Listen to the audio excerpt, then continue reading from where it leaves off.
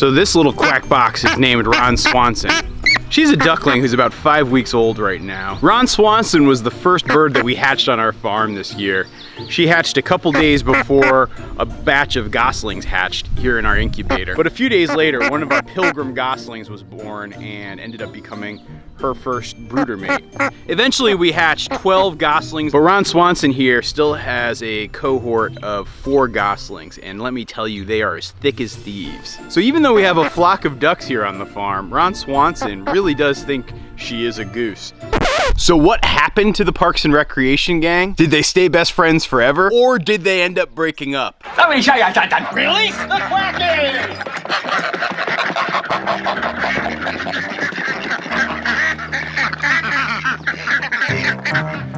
Well, as you can see right here, you got Ron Swanson in the foreground, and you've got most of the geese from the Parks and Recreation gang here. There is a 4th goose who's usually a member of the Parks and Recreation gang, but I think I need to back up in the story a little bit to explain where she is. Morning, chickens. Out you go.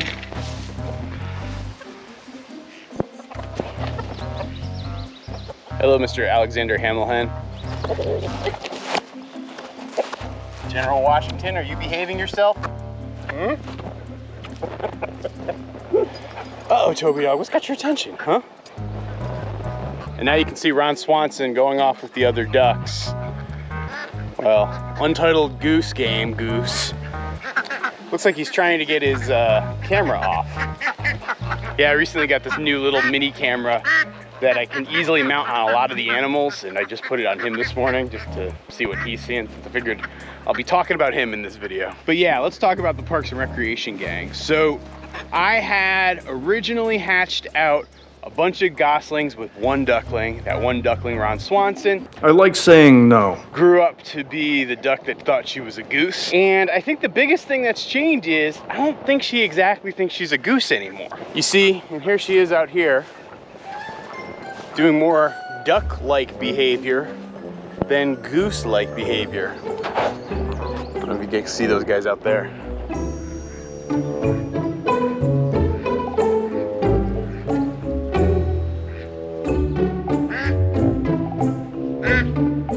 All right, who's hungry? Do I have any hungry birds here?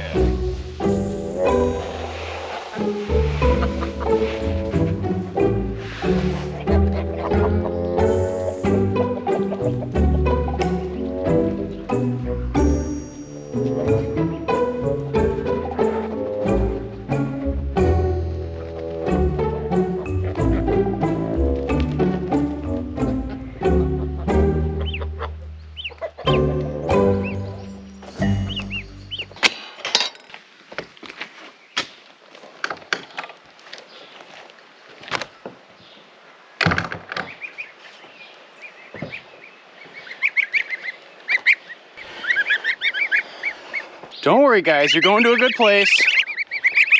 You're gonna love where I'm taking you. That's right, we're going to Gosling daycare today. Come on. I don't got no daycare. Out you go.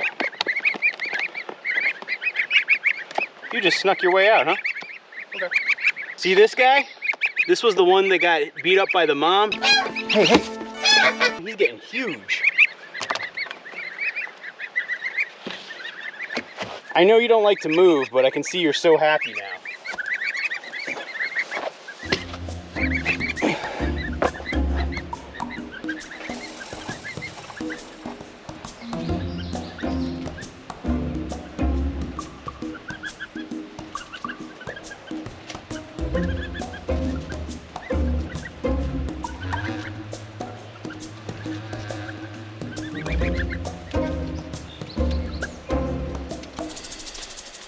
I'll give you some water. So yeah, this is my first day of giving these guys Gosling daycare. I've been holding back a little bit. Ordinarily, the big guys would be out here for the past couple of days, and it's maybe a little bit early for the little guys. But our temps are supposed to reach about 85 today, and I figured they're all just about ready to go out here. I'll leave them out here for the day with some feed, which I got to set up, and I got water here. And I actually have a big water dish, so if they even want to go swimming, they can. Just notice the important thing is I have a rock in case they want to try to get out and they don't get stuck, especially the little guys. I'm a little bit worried about that. So pretty much now for the next couple of weeks, I will bring them out on a daily basis and then bring them back inside at night. There might come a point where I just actually sneak one of their heat lamps out here and let them stay out overnight, depending on the weather, really. And just in case you're wondering the age gap, it's a little bit over a week. I think it's like about 9 days if I had to go back and check my records. They have cohesed into one single happy flock. This one up front is either an Emden Toulouse mix or a Pilgrim Toulouse mix. The big one in the back, the one that got beat up by the mom, I think he's a he as I'm watching, is an Emden Toulouse mix. And you can actually see he's gonna have some interesting patterning. I'm really excited to see what his coat looks like. Then the smallest of the older goslings, I think is actually a Pilgrim Buff mix, if I had to guess. She's going to town there. I think she's a she. And then these little guys, I don't know, it's still a little too soon for me to tell exactly what they are. I think the two bigger ones definitely have Toulouse blood, and I think this one has Pilgrim blood. All right, guys, I'll let you munch on some grass, but I'll be back with food in a little bit. If you're gonna leave goslings of this age out during the day, a couple other important things to think about. Make sure they have shade. You don't want them to get roasted. Also, make sure it doesn't rain that day because that could be not good for them. You know, they could catch like a chill or something. And then also make sure you have an enclosure for them. So I actually built this little chicken tractor-y thing, and it serves as a nice teenage bird daycare because like predators like Pablo or other things couldn't get into them. But it's not secure enough that I'd want to leave them in here overnight because it's mostly made of chicken wire. But it does make for a nice daycare.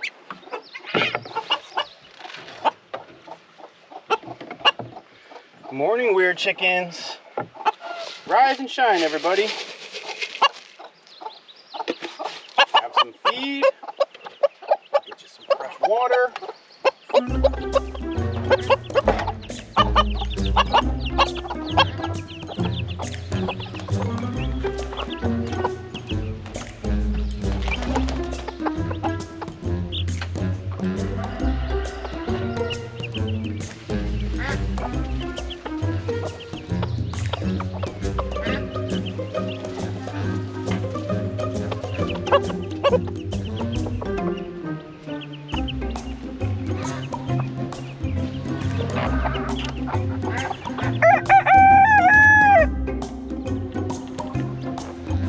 Yeah, these little ones are growing up pretty well.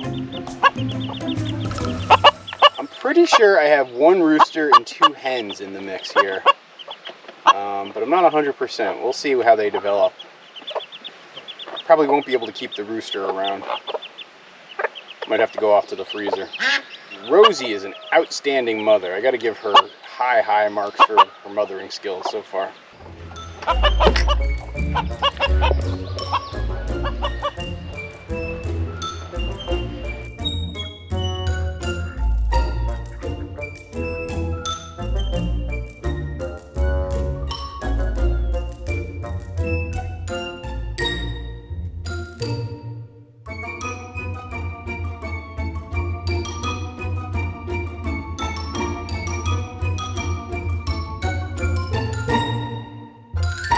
So the Parks and Recreation gang, from birth all the way through the winter, they were as thick as thieves. They were one tight, cohesive unit. You had Ron Swanson, along with Untitled Goose Game Goose, who was the one male of the pack, plus 3 female Pilgrim geese. With Pilgrim geese, the white geese are males, the gray geese are females. And I was amazed because I really didn't think that they would stick together that long. I figured by the time I introduced Ron Swanson to the duck house, she would become a duck and that would be how things were. But it most definitely wasn't the case. And what happened over the winter is I kept the Parks and Recreation gang separate from everybody else. I had them living inside the duck house, whereas I had the geese living inside the goose house. And I think it was because of that separation that the Parks and Recreation gang stayed distinct much longer. But once mating season arrived here on the farm for the geese, that's kind of when things change just a little bit. You see, when mating season happens here on the farm and you have as many geese as we do, what I've noticed is they seem to try to pair off and create breeding groups, at least for the remainder of that year. And what happened with the Parks and Recreation gang is, number one, there was an Emden female from another crop of geese who ended up joining in the Parks and Recreation gang. She and Untitled Goose Game Goose seem to be really into each other. Number 2, one of the female pilgrim geese actually kind of separated out, and she ended up hooking up with one of the male Toulouse geese that we have here on the farm. And then number 3, Ron Swanson became a creature who was struggling to find her place. You see, there were a couple of times that I saw her try to connect with Untitled Goose Game in that mating kind of way, but anatomically speaking, that was never gonna work out. And then on top of it all, she was starting to be wooed by a lot of the drakes and our duck flock. And so as she was mating with our ducks, she definitely started to splinter off and behave more like the ducks. So that thing that I wondered what would happen of, you know, ultimately them growing apart because of their physiological differences seemed like it was actually happening here on the farm. And now the rational side of me would say that that was totally normal and natural and not that big of a deal. But the emotional, city slicker, irrational, kid at heart of me really felt kind of bummed out by it. You know, Ron Swanson and the Parks and Recreation crew seemed to have all the makings of an anthropomorphized children's book. To see them grow up and grow apart was sad. And if I try to dig a little deeper and ask why does it make me sad, I think it's because I kind of reflect on my own life and see elements of that happening. Oh, Toby's pooping in the background as I'm about to get emotional here. I'm sure like many of you, I've grown up with friends who were super, super close with me, whether I was in elementary school or high school or college or like in my early 20s. And these people, we were tight, super tight, thick as thieves. But as you get older, things happen, like you start families or you move or you get new jobs and you start to drift apart and you lose the connections that you once had. And so as I looked at the Parks and Recreation gang as they were drifting apart, I got really sad. Like I got legit, like it was getting dusty in my house type of sad. Are you crying? Am I crying? No, I'm not crying.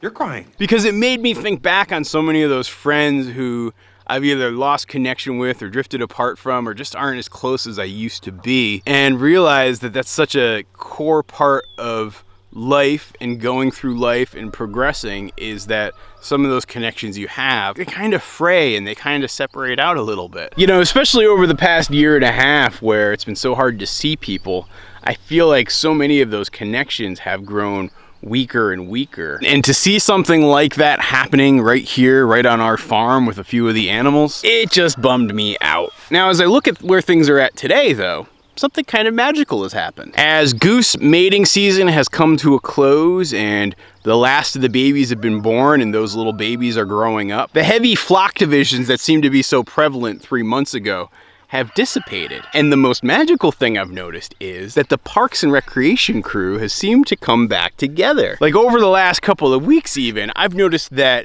Untitled Goose Game Goose and the other 2 geese are now going back into the duck house every night to join Ron Swanson. It's like they're rekindling that old friendship flame. And while it's probably irrational for this to be the case, it makes me super, super happy. So for those of you wondering about whatever happened to the Parks and Recreation gang, there's your answer. But yeah, these days they are back together again as a one happy little family, as you can see them wandering out here. So you see Toby Dog out there?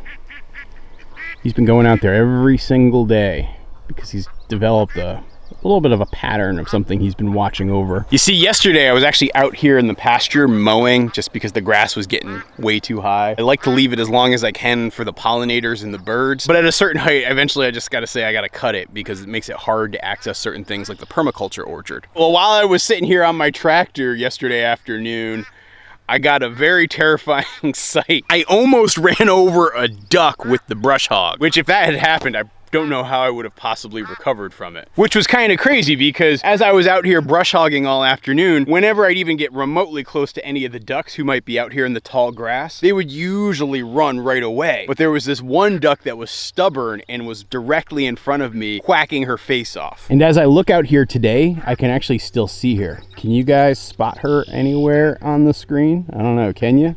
If you look really close, if you look super close. If I zoom in, how about right there? I don't want to get too close and disturb her, but she is definitely sitting on a clutch of eggs. About 2 weeks ago, I noticed when I was doing my nightly head count that I was short a duck, and I had a suspicion that something like this might be happening.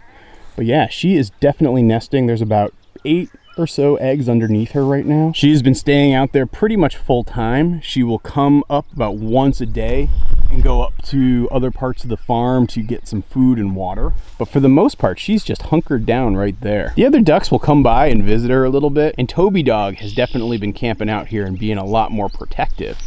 I'm just really happy I noticed her and was able to clear this area out without running over her. Like I said, it would have been devastating if I had run over her with the tractor. Frog in a blender. And even if she'd gotten out of the way, I'm sure she would have been crushed if I had crushed her eggs. I'm just gonna let her do her thing for the next couple weeks and see what she does. I know I'm putting her a little bit at risk with predators, but she should be fairly safe. I mean, we have a 5-foot high woven wire fence. We have electricity going around the top of it. And we have Mr. Toby Dog here watching over her very, very closely. I'm willing to take the chance and see if she's able to hatch out some eggs. And there you can see Ron Swanson hanging out with the Parks and Recreation gang, as well as a couple of extra geese. So there's actually, you can actually see all 3 of the original female Parks and Recreation gang hanging out right here. And there's Untitled Goose. And then there's actually the Emden that also has been dating Untitled Goose in the back there. And then there's actually one other goose who's just hanging out just to hang out. And then you got a random chicken hanging out on the wall.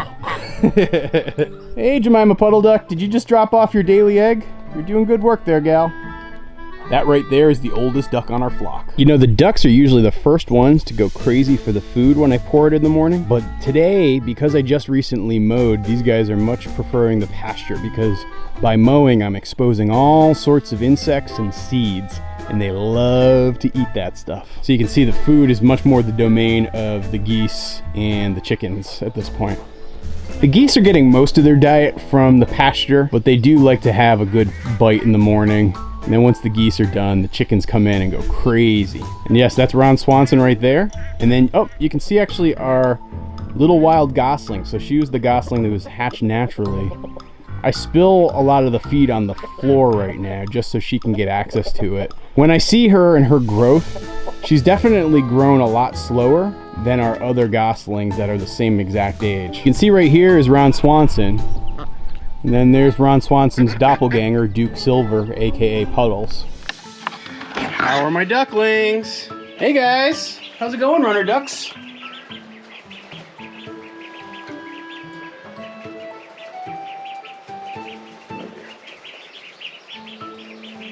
So I know I couldn't do this video without giving you guys a runner duck update, and they are doing pretty darn good. You can actually see they're starting to do their weird upright runner duck walk. Unfortunately, we ended up losing 3 more ducklings about an hour and a half, 2 hours after I shot that video. It was really crazy. Like, there were a couple of them who were just super weak from transport, and unfortunately they passed away. But the ones that remain are strong and healthy, and I'm really excited to see them develop and progress. And in fact, I feel like today is the perfect time to try this. Release the baby quacking. You guys want to go outside? You guys sure you don't want to go outside? Trust me, eventually you're going to love it. You're going to love this guy too.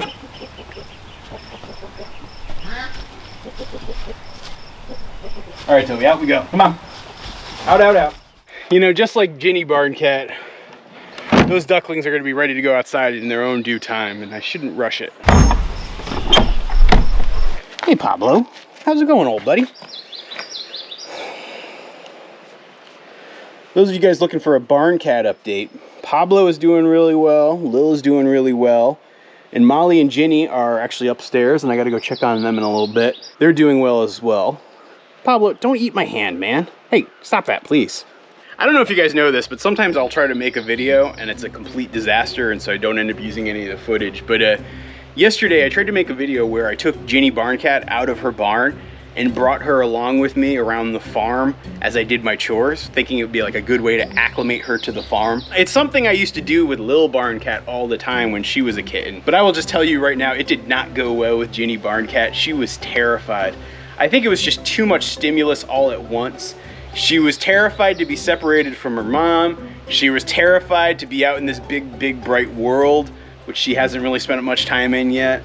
And when she got out there and saw like massive creatures like Toby Dog and Pablo, she was just horrified by what she was experiencing. And so even though she's got a personality that's full of spit and vinegar like Ginny Weasley, I would not say that she was ready for that. And I'm gonna have to take it slow with her. I'm waiting actually to go through a couple of vet appointments that I have coming up in about a week and a half. Specifically, I'm gonna be getting Molly fixed and getting them all their like shots and inoculations. Once they go through that, I'm gonna actually start to let them go free. I'm not gonna push Ginny all that much. What I'm probably gonna do is just leave the door open and let her find her way out and find her way back, and let her probably spend most of the time just in the barn. I mean, if she's a barn-based barn cat, there is nothing wrong with that. I hope you guys have enjoyed this update around the farm. If you're curious and want to see the birth of Ron Swanson and the Parks and Recreation Gang, watch this video right here. I really think you're gonna enjoy it.